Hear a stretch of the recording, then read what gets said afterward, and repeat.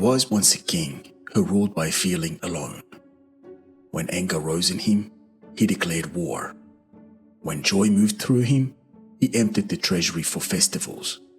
When fear tightened his chest, he locked the city gates. No council was consulted. No strategy was formed. The feeling arrived, and the order followed. But the king had a scribe. The scribe was not an advisor. He did not stand in the room when decisions were made. He was not asked for his opinion. He was not present when the feeling struck. His job came after. When the king acted on impulse, the scribe would return to his desk. He would take the raw decree, sudden, unexplained, and begin the work. He wrote treaties. He drafted proclamations. He constructed arguments. If the king declared war out of rage, the scribe framed it as a preemptive strategy. He outlined threats that had been growing for months. He cited border movements. He referenced old grievances. He made the war sound inevitable.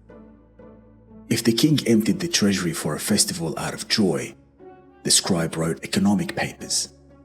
He explained how the spending would stimulate local trade, how it would strengthen morale, how investment in celebrations was an investment in stability.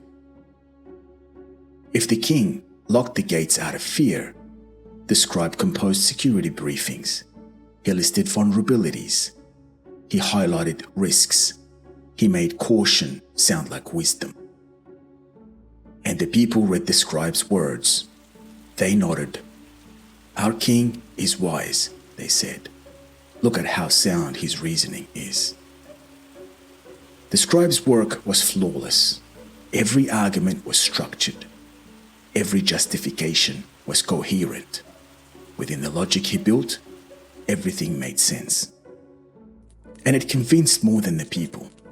It convinced the king. After enough time, the king forgot he had acted out of rage, or fear, or joy. He read the scribe's proclamations and told himself, yes, that is exactly why I did it. The scribe's words became the king's memory. The feeling was erased. The logic remained. Years passed. Wars were fought for reasons that sounded strategic. Resources were spent for reasons that sounded justified. Gates stayed locked for reasons that sounded prudent.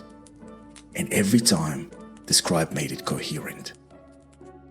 The kingdom began to weaken. Borders thinned. Allies turned away. The treasury emptied. Trade slowed. The people grew restless. But the scribe kept writing. He explained the losses as necessary sacrifices.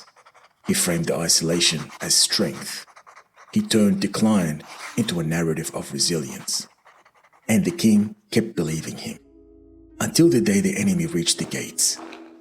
There were no soldiers left to defend them. No resources left to rebuild. No allies left to call. The scribe sat at his desk, quill in hand. He began to write, but this time, there were no words that worked. The kingdom had collapsed, not because the scribe was foolish. It collapsed because he was too good at his job. He had made disaster sound like strategy. He had made impulse sound like intent.